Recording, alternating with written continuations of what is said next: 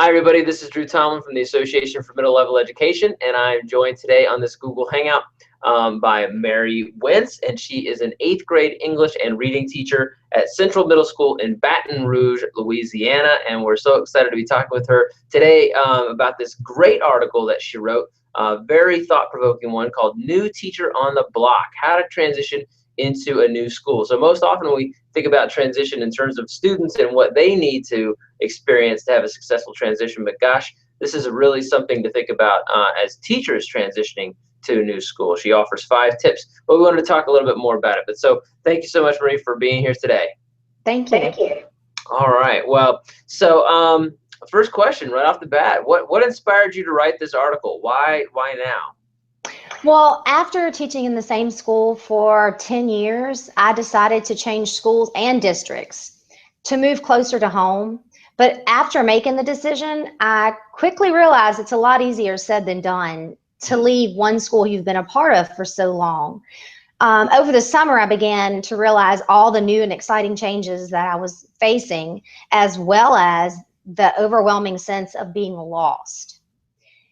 Even though I've been in the teaching profession for over 15 years, I still felt like a new teacher. So writing the article was an opportunity for me to try to think through all that was ahead of me. I thought about sharing my personal reflections, and maybe that would be able to help others, whether they're new teachers or veteran teachers, maybe overcome some of the same obstacles that are common for teachers in general. Awesome. And like you said, it's something that new as well as veteran teachers need to think about when they make this transition. So, great topic. One of the key R's that you mentioned is to reflect and reinvent yourself when transitioning to a new school. Why is it so important for teachers to wrestle with and if necessary, change their identity?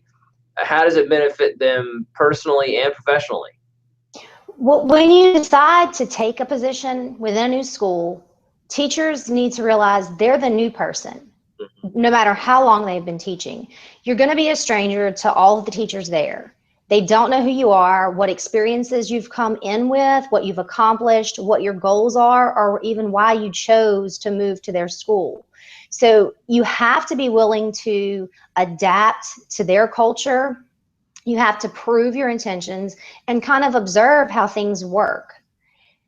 You have to reflect on what they do and what their practices, routines, and procedures are, and how they're similar and different from what you're used to, and be able to change and meet and hopefully exceed their expectations of you. You have to prove yourself over again, and you have to prove that you're a talented professional, but you have to do it in a non-threatening way. Gosh, that's a delicate balance to do. I mean, how do you go into a new school and show that you are worth something and that you've got something to offer, but not to do it in a way that's going to put people off? I think that's a really difficult challenge. So, you provide such great advice and such helpful hints about things to do in the article, things that teachers should keep in mind. So on the other side of that coin, and not to be a negative, but sometimes we think we need to think about it in that way too.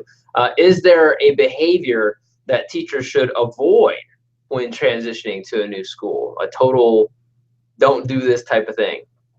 And this was a very personal question for me and a very challenging question because I have been teaching for so long. But teachers really need to avoid coming across as overly confident in their position, especially since middle school is departmentalized by subject area. Even though confidence in the subject matter is essential, teachers can come across as arrogant because they're proud of what they've accomplished, but that's not the first impression that you want to show your colleagues.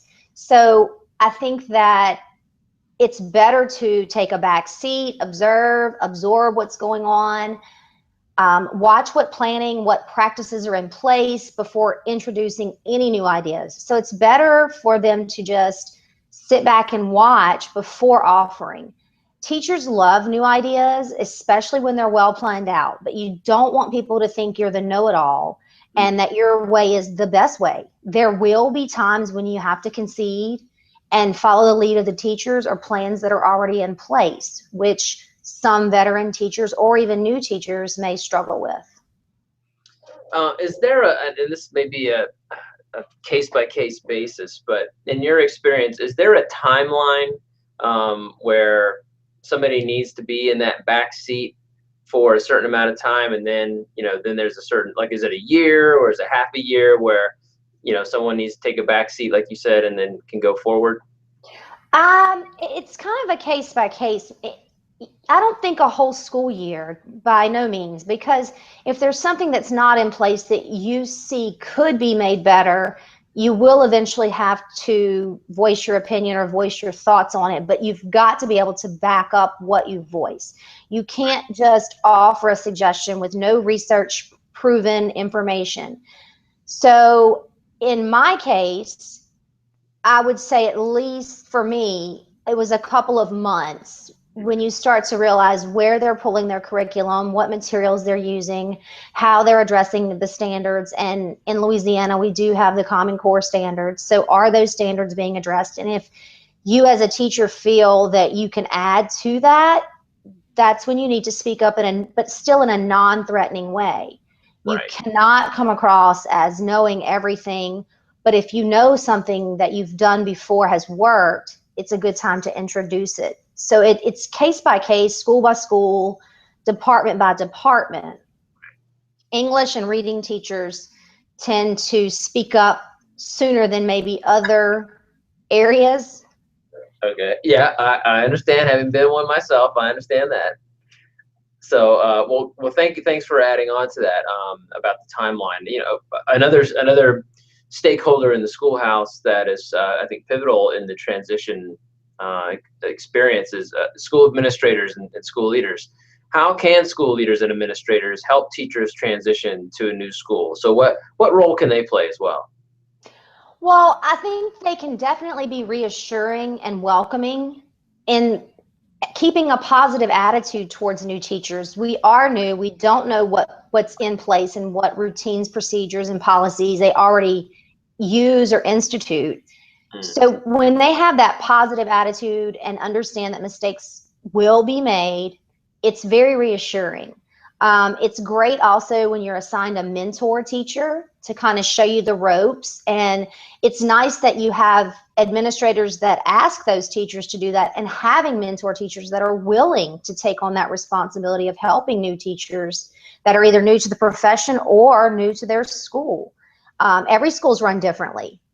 And as teachers, knowing the policies and procedures ahead of time takes away a lot of our stress. Being able to go to your administrator openly and feel comfortable, and them enforcing that fact that you can feel comfortable coming to them, is extremely beneficial for teachers going into a new school.